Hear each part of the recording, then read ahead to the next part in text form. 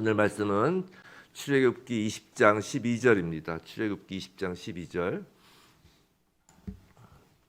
내 부모를 공경하라. 자, 함께 읽겠습니다. 시작. 내 부모를 공경하라. 그리하면 내 하나님 여호와가 내게 준 땅에서 내 생명이 길리라.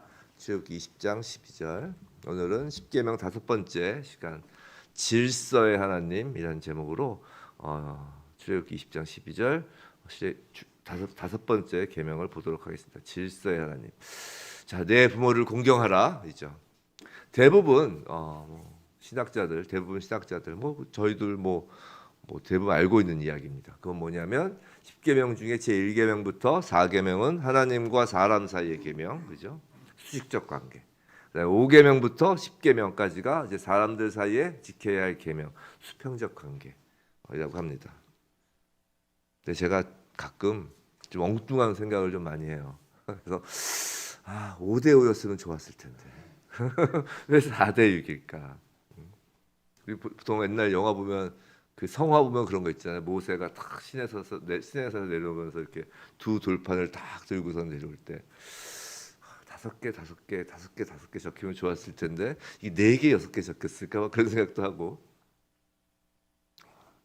여튼 엉뚱한 생각을 하는데, 이런 이야기를 드린 이유가 유대인들은 1계명부터 5계명까지를 하나님과 관련된 계명으로 이해한다는 것이에요. 그리고 6계명부터 10계명을 이제 인간 사이의 그 계명으로 이해한다는 것이죠.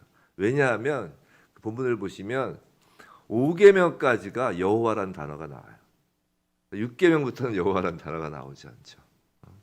좀 단순하죠, 이유가?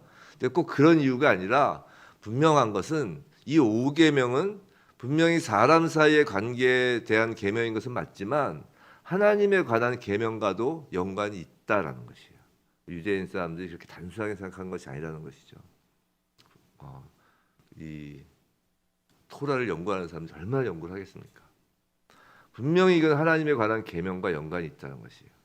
하나님과 사람의 관계, 사람 사이의 관계, 이 두 축의 가교 역할을 하는 계명이 바로 5계명 부모 공경이라는 것입니다. 중요한 계명이라는 것이에요. 이토록 5계명은 중요한 계명인데, 사실 개인적으로는 이 설교를 하면서 사실 이건 건너뛸 수만 있으면 건너뛰고 싶은 계명이 또 5계명 설교입니다. 10계명 10개 가운데. 왜냐하면 저는 이제 부모님 모두 돌아가셨어요. 부모님 생전에 효도하였는지를 스스로 이제 돌아보면 솔직히 자신이 없습니다. 돌이킬 방법이 없어요. 또한 저도 이제 자녀들이 있는 아버지죠. 근데 저희 자녀들에게 제가 공경을 받을 만한 자격이 있는지 또 보면 그것도 자신이 없어요. 솔직히 현실적으로 찔림이 많은 계명이라는 것이죠. 자녀는 자녀대로, 부모는 또 부모대로 찔림이 많은 계명입니다. 저뿐이겠습니까? 아닌 척 하시지만 다들 그러실 거라고 생각을 합니다. 대부분 다 찔림이 있으실 거예요. 어느 정도. 윤리적, 도덕적 의미에서 효도라는 주제에 있어서는 사실 그 어느 누구도 자신이 없기 때문입니다. 근데 5계명을 단순히 이렇게 부모에게 효도해라라는 도덕적, 윤리적 가르침, 그 이상의 의미가 담겨 있다는 것이에요. 하나님과 인간 사이의 관계를 규율하는 내용이기도 하기 때문이죠. 자, 여기서 공경하다라는 히브리어는 카베드라는 단어인데 그 본래 의미는 무겁다라는 뜻이에요. 무겁다. 이 무겁다. 마치 오뚜기의 그 배 아래 내려 있는 그 무거운 추같이 무겁게 꾹 내려앉는 그런 느낌의 단어입니다. 카베드 해가지고. 자, 이 단어를 명령형으로 이제 구약에서 쓰인 것은 딱 4번 나오는데, 재밌게도 하나님에 대해서 2번, 부모에 대해서 2번, 이렇게 해서 4번이 나옵니다. 즉 하나님과 부모에 대하여 쓰인 단어예요. 이 카베드, 무겁다라는 것은. 또 공경하다와 비슷한 단어가 있죠. 경외하다, 우리가 잘 아는. 이건 히브리어로 야레라는 단어인데, 히브리어까지 아실 필요는 없지만 여하튼 그런 단어인데, 이 경외의 대상은 사실 오직 하나님뿐이잖아요. 근데 하나님 이외에 예외적으로 부모에게도 경외하라라고 레위기에서 말씀하고 있어요. 레위기에 이런 이야기가 있어요. 너희 각 사람은 부모를 경외하라, 야레라고 합니다. 자, 이처럼 공경하다, 경외하다라는 단어를 하나님과 부모에게 함께 사용하는 것을 고려하면 이 5계명은 단순히 효라는 인륜적인 문제나 인간 사회의 도덕, 윤리적 문제에 그치는 것이 아니라 하나님과의 관계와 연관되어 있다는 것이에요. 예전에 이런 말씀을 제가 한번 드린 적이 있는데, 이 눈에 보이지 않는 영적 세계의 현상이 이 눈에 보이는 이 땅의 물질적 세계에 드러난다고 말씀드린 적이 있습니다. 뭐 이원론적인 이야기는 아니고 연결되어 있다는 것이에요.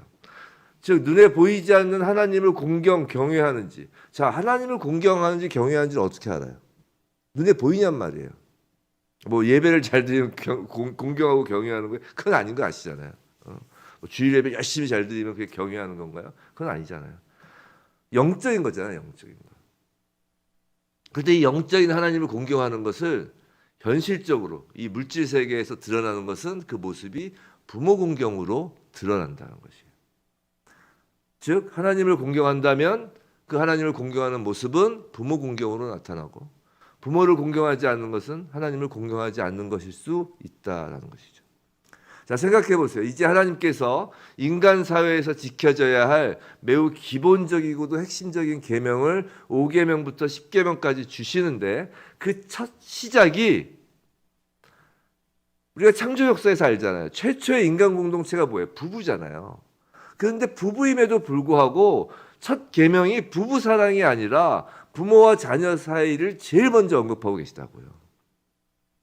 하나님의 통치, 즉 하나님 나라가 이 땅에 임하는 그 통로로서, 그 관문으로서 가장 중요한 것이 부모 공경이라는 것입니다.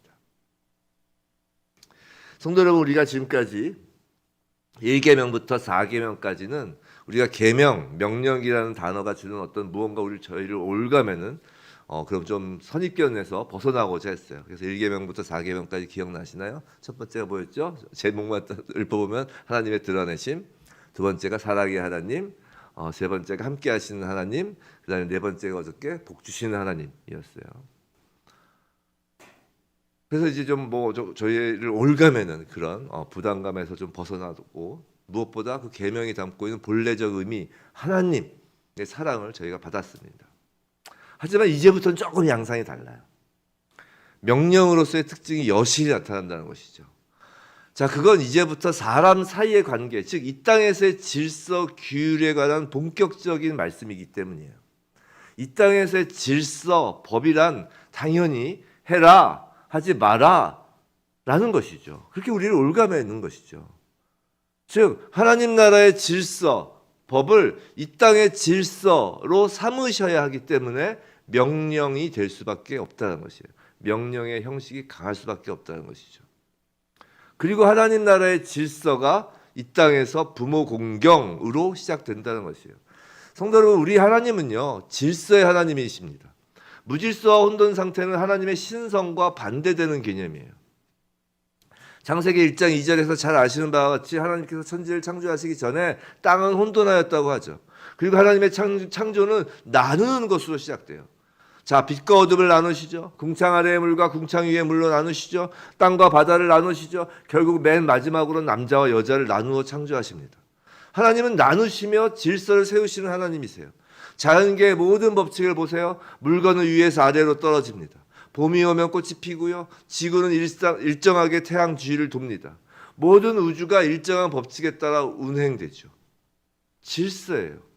우연이라는 것은 질서 법칙과 반대되는 개념이에요. 그래서 성경은 우연이 없어요. 그래서 우연에 근거한 진화론은 하나님 창조 질서의 정면으로 반대되는 거짓이에요. 진화론은 질서로 이루어진 창조를 거부하는 거짓이라고요. 혼돈을 그럴듯하게 포장한 광명의 천사가 불리는 술책에 불과한 것입니다.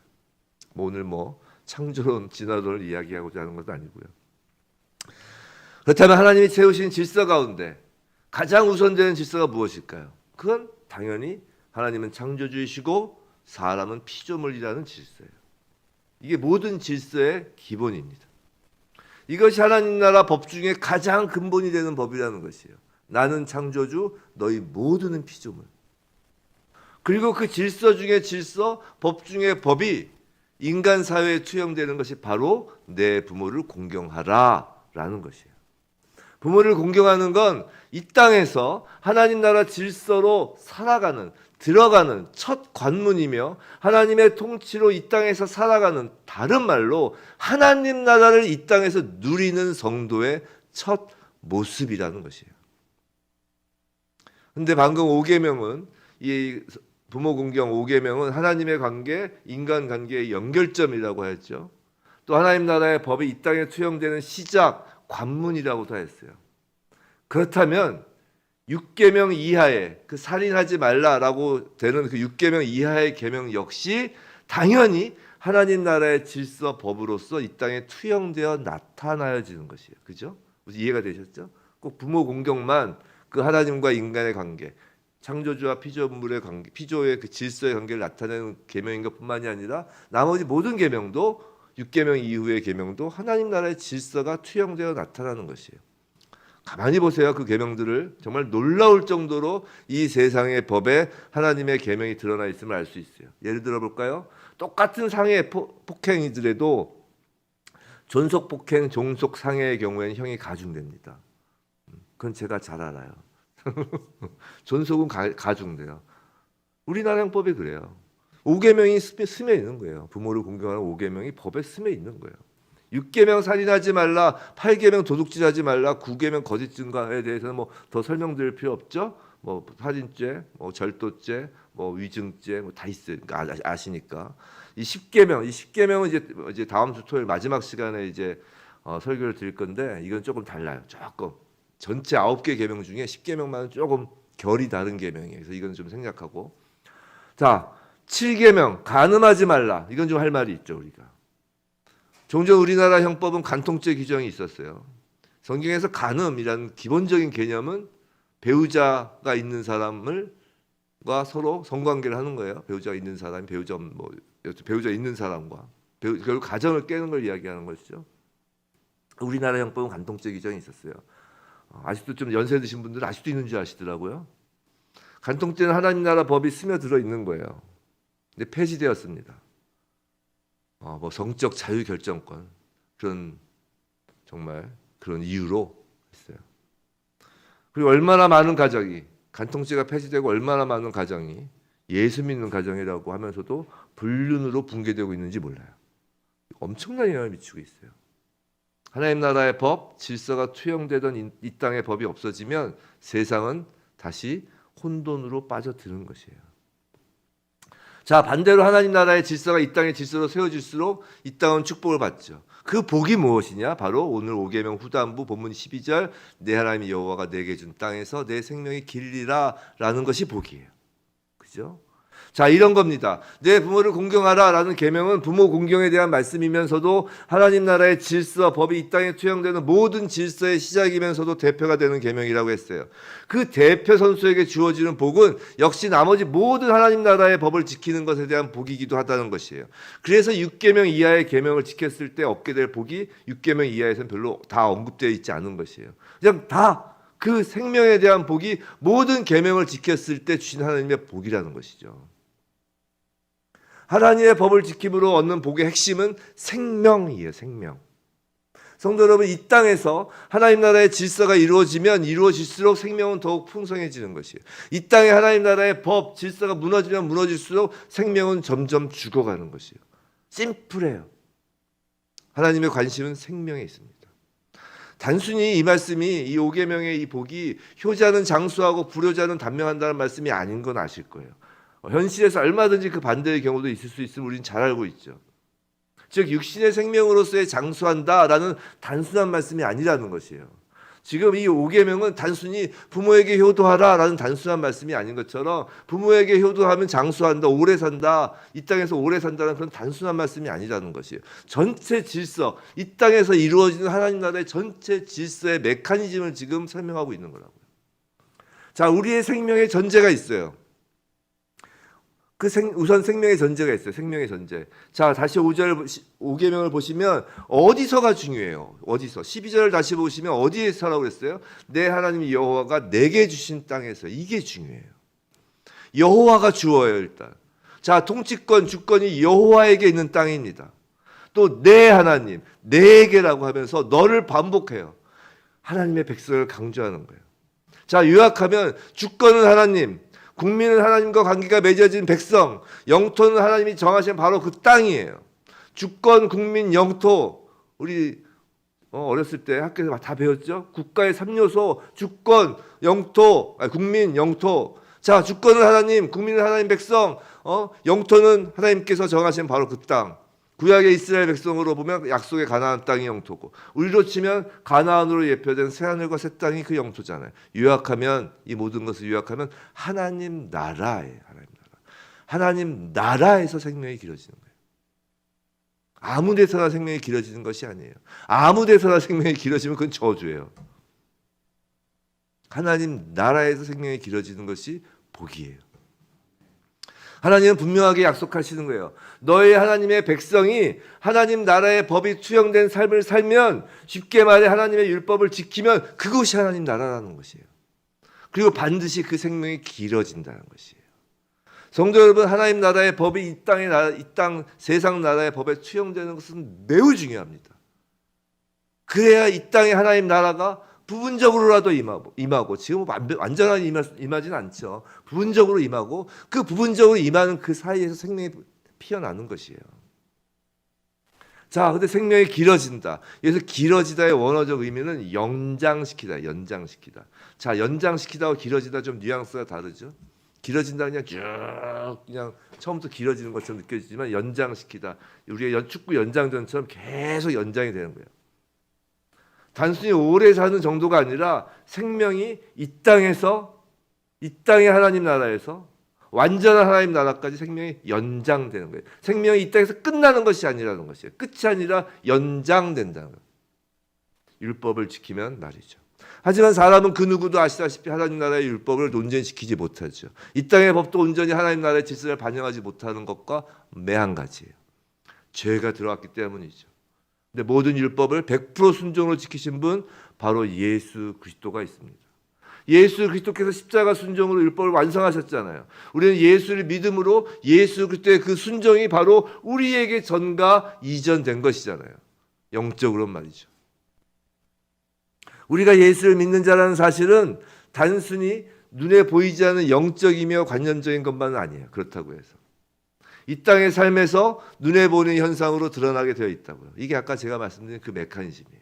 영적인 것이 드러나게 되어 있다고요. 그 현상을 다른 말로 하면 우리가 잘 아는 예수의 형상을 닮아가는 거죠. 즉 예수가 순종하였던 율법을 우리도 예수를 본받아, 제가 주일날 한번 말씀드렸죠. 본받아가 뭐라고요? 그 견본품이 있으면 따라 쓰는 것, 점이 있으면 그 점에 따라서 글자를 이렇게 쓰는 것, A, B, C, D 이렇게. 그렇게 예수를 본받아 순종하여 가게 될 수밖에 없다는 것이에요. 예수를 생각해 보세요. 예수가 불효하였나요? 예수님은 십자가에서 돌아가시면서 당신의 육신의 어머니를 제자에게 부탁하셨어요. 예수님은 육신의 부모를 공경하셨습니다. 본받으라는 거예요. 그대로 따라하라는 거예요. 말씀을 시작하면서 공경의 뜻이 무엇이라고 했나요? 무겁다고 그랬어요. 무겁다. 예수님은 십자가에서 마지막 숨을 거두시면서까지 육신의 어머니를 무겁게 마음에 자리 잡고 있었던 것이에요. 성도 여러분, 여러분의 마음에 예수 그리스도가 무겁게 자리하고 있나요?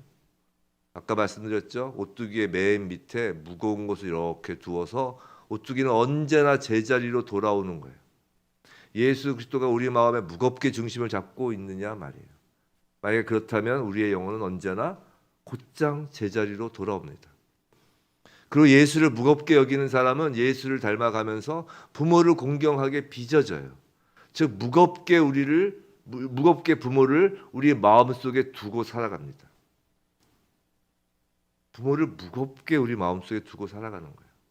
마찬가지로 성경의 모든 하나님의 말씀, 계명, 율법을 삶의 중심, 기준점으로 삼는 것이에요. 예수가 내 안에서 중심이라면 말이죠.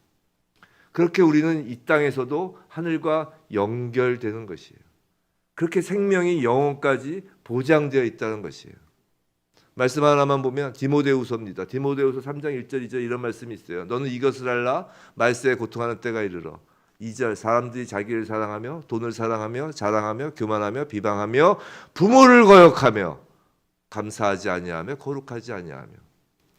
부모를 거역하는 것, 부모를 가볍게 여기는 것이 말세의 징조라는 것이에요. 말세의 징조 이제 많이 보이죠. 땅의 자손의 생명은 거기서 멈춘다는 것이에요.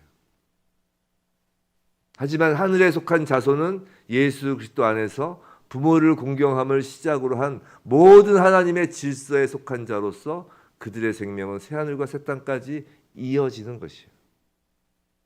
사랑하는 성도 여러분, 하나님은 질서의 하나님이십니다.